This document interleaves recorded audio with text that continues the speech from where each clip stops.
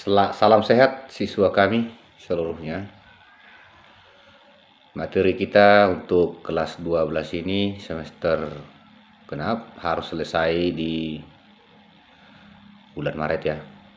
Sehingga kita harus lebih cepat untuk mengejar materi ini.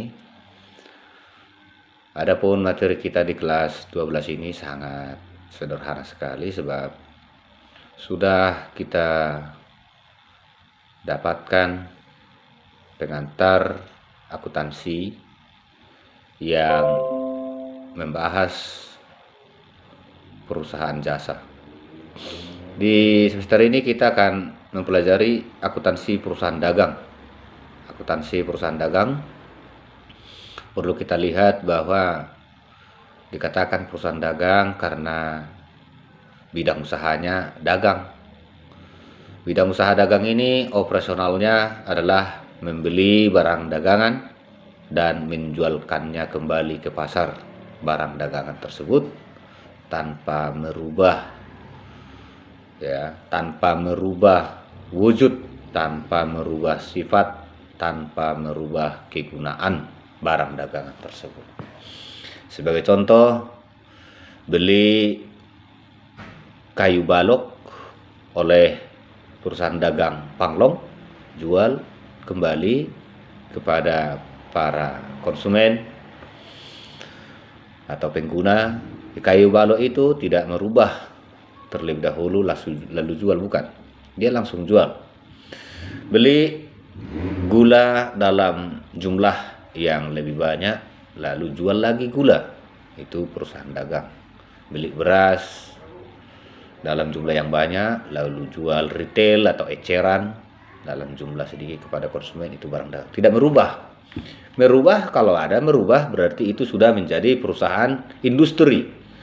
Beli tepung, beli gula, beli keju, beli minyak, ya, olah buat menjadi sebuah produk baru, misalnya roti atau kue-kuean, itu dia disebut dengan perusahaan industri atau home industry.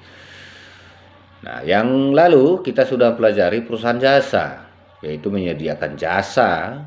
Ya, jasa itu adalah produk yang tidak memiliki wujud secara kasat mata, tidak bisa diraba. Kebendaannya tidak bisa diraba, tapi manfaatnya ada dalam diri konsumen. Ya, contohnya jasa pendidikan, jasa kesehatan, jasa konsultasi, jasa pengacara, jasa ya kecantikan dan lain sebagainya, jasa transportasi. Tidak bisa kita lihat tapi kita bisa manfaatkan. Lalu masuk kita ke perusahaan dagang. Perusahaan dagang tadi adalah membeli barang dagangan, menjual kembali barang dagangan tersebut tanpa merubah wujud ataupun fisik serta sifatnya. Nah, itu dia yang menjadi ciri daripada perusahaan dagang. Nah, jadi kalau di PowerPoint yang sudah Bapak kirimkan, di situ ada definisi perusahaan dagang, yaitu perusahaan yang beli barang dagangan untuk tujuan menjualnya kembali tanpa mengubah bentuk, ataupun sifat barang secara berarti. Nah, itu dia ya. Kemudian kita lihat bahwa karakteristik perusahaan dagang, karakteristik daripada perusahaan dagang itu sendiri itu apa? Itu bisa kamu ikuti. Yang satu adalah memperoleh laba dengan jalan menjual barang dagang yang melebihi harga pokok penjualan atau cost of goods sold dan biaya penjualan. Sehingga sumber pendapatan utama perusahaan dagang adalah pendapatan dari penjualan atau hasil daripada penjualan, selisih dari harga penjualan dikurangi harga pokok. Sales dikurang dengan cost of goods sold adalah profit ataupun laba. Karakteristik yang kedua adalah membeli barang untuk tujuan menjualnya kembali tanpa mengubah bentuk atau sifat barang secara berarti. Yang ketiga, barang dagangan berupa barang konsumsi atau barang produksi dan bahan baku untuk produksi. Ya, lihatlah siapa yang menjadi konsumennya. Yang keempat adalah kegiatan perusahaan itu terutama adalah pembelian dan penjualan barang berwujud fisik dengan spesifikasi ada berat, ada volume, ataupun ukuran fisik lainnya yang jelas. Itu dia. Jadi yang jelas perusahaan dagang telah ya membeli dan menjual barang berwujud begitu. Yang kelima adalah adanya barang dagang yang menimbulkan pos beban operasi yang disebut harga pokok penjualan. Dan biasanya beban ini merupakan porsi yang cukup besar dibanding dengan seluruh beban yang terjadi. Artinya inilah kegiatan utama daripada perusahaan dagang, yaitu membeli barang dagang. Ada beban angkut pembelian, ya, ada persediaan awal barang dagang. Setelah dilakukan proses, ditambah lagi dengan pembelian, maka ada barang tersedia dijual. Kemudian setelah itu, berapa dia yang sudah dijualkan, berdasarkan itu bisa diketahui berapa laba perusahaan itu. Kalau kamu lihat ya di slide yang sudah Bapak kirimkan, di situ ada bagian karakteristik perusahaan dagang. Ya, siklus operasional perusahaan dagang dimulai dari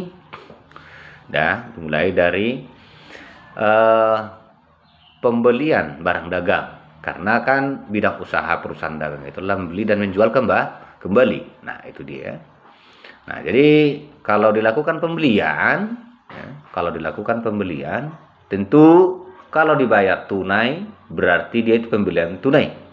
Kalau dilakukan penangguhan daripada pembelian itu namanya pembelian kredit. Kalau pembelian tunai itu akan mempengaruhi pengurangan kas. Sementara kalau dia dibeli secara kredit atau ditangguhkan pembayarannya, itu akan menimbulkan utang dagang. Terjadilah utang dagang kalau belum dibayar. Ya, kalau kamu lihat di situ ada siklus operasional perusahaan dagang, ya. Dimulai dari tagihan dikirim, maka menimbulkan kas. Kas itu akan digunakan untuk membeli barang dagangan. Uang tunai itu digunakan beli barang dagangan. Kalau nggak ada uang tunainya, ya udahlah, klaim utang dagang atau akui ada utangnya. Kalau kita berutang harus kita akui, jangan pula nipu-nipu, ya kan? Nah, barang diterima setelah dilakukan pembelian. Setelah barang diterima, itu akan berubah menjadi atau dia akan menjadi persediaan barang dagang yang siap-siap untuk dijual. Nah, dilakukan penjualan kirim melalui distributor atau melalui transportasi. Nah, kalau dijual, ini juga sama seperti kalau dibeli. Kalau dijual, ada dijual tunai, ada dijual secara tidak tunai atau kredit. Kalau dia tunai, berarti kita jual barang dagang, kita dapat uang atau kas. Kalau kita jual, tidak dibayar oleh pembeli atau ditangguhkan pembayarannya, maka menimbulkan tagihan. Tagihan atau piutang dagang. Tadinya kalau kita membeli tidak kita bayar, ada utang. Sekarang kalau kita menjual tidak kita terima uang, berarti ada piutang atau tagihan. Oke. Next, perbedaan perusahaan dagang dan perusahaan jasa cukup sangat jelas, ya. Kalau kita lihat berdasarkan wujud ataupun berdasarkan fisiknya, ya. Perusahaan dagang itu di slide berikut itu bisa kamu lihat, ya. Perusahaan dagang itu fisiknya berwujud, jasa fisiknya tidak berwujud, ataupun barangnya ataupun kegiatan usahanya. Kalau usaha dagang berwujud, usaha jasa tidak berwujud. Berikut akun dalam laporan keuangan perusahaan dagang. Ada terdapat persediaan barang dagang, ada terdapat akun persediaan barang dagang, atau ada perkiraan persediaan barang dagang. Bukan perkiraan cuaca, ya, perkiraan ataupun akun. Nah, sementara kalau di perusahaan jasa itu tidak ada. Kenapa? Nggak ada barang dagang yang dijual. Yang ada apa? Jasa yang tersedia, tapi itu pun tidaklah serta-merta ada akun persediaan jasa yang akan dijual? Enggak. Ya jelas, kalaulah kamu bisa bayangkan, apa ya, konsultan kita bilang nggak ada di daerah, mungkin konsultannya, pengacara juga nggak ada ya, apa yang ada di daerah kita ya, yang berhubungan dengan jasa, ya, jasa jasa transportasi deh. Jasa transportasi dipersiapkan Sampri, dipersiapkan Raja Napogus, ya kan? Lalu para apa namanya, para penumpang ya ambil tiket, beli tiket dari loket, tujuan Medan, tujuan Siantar, tujuan Sidikalang, boleh suka hati bayar, ya kan? Tetapi kalau untuk perusahaan jasa Sampri itu tidak ada dituliskan di situ persediaan jasa. Nah, hanya dibuat di situ ya, armada sekian yang sehat, yang bisa digunakan sekian. Nah, itulah dia. Oke. Nah, itu perbedaan yang kedua. Yang ketiga, kalau untuk perusahaan dagang, siklus akuntansinya ya mulai dari kas. Hasil pekerjaan ya, kas itu adalah merupakan hasil pekerjaan. Ya, hasil pekerjaan itu bisa dengan uang kas, bisa dengan piutang. Kemudian kalau dia piutang melakukan tagihan, muncul lagi kas, itu dia bisa kamu lihat. Sementara perusahaan jasa ya, dari kas barang diterima, persediaan barang dagang. Ya, ini terbalik ya. Kalau bisa kamu bisa balikkan itu, perusahaan jasa itu denahnya itu di kolom perusahaan dagang, denahnya untuk perusahaan dagang ada pada kolom perusahaan jasa. Sengaja supaya jalan otakmu. Oke. Nah, kita lihat lebih lanjut. Perusahaan dagang itu membeli dan menjual barang dagang tadi udah. Dari pemasok atau penyedia barang dagang. Pemasok itu adalah penyedia barang dagang. Kalau kamu ataupun orang tua ataupun ada kamu lihat tetangga punya toko, mereka belanja ke Pangururan atau ke kota, maka tempat mereka belanja itu disebut dengan pemasok. Bukan pemasuk, bukan striker, ya. Pemasok. Berikut lagi, kalau untuk perusahaan jasa, memberikan jasa kepada pengguna jasa atau customer ya, customer pelanggan. Jasa aja diberi. Ya, lebih lanjut, memiliki persediaan barang dagang untuk perusahaan dagang. Kalau untuk perusahaan jasa tidak memiliki persediaan barang jadi ataupun barang dagang ya. Perusahaan dagang lebih mudah, relatif mudah untuk membuat usaha seperti itu. Makanya berdaganglah supaya jadi orang kaya ya. Jangan mikir-mikir bagaimanakah saya supaya kaya. Ya udah buka aja usaha dagang, jadi orang kaya kita ya. Mau kaya kan? Ya, harus mau kaya lah, jangan mau miskin terus. Kalau kita lihat tetangga kita punya dagangan, pasti dia lebih bagus ya kehidupan ekonominya dari yang tidak punya usaha apapun.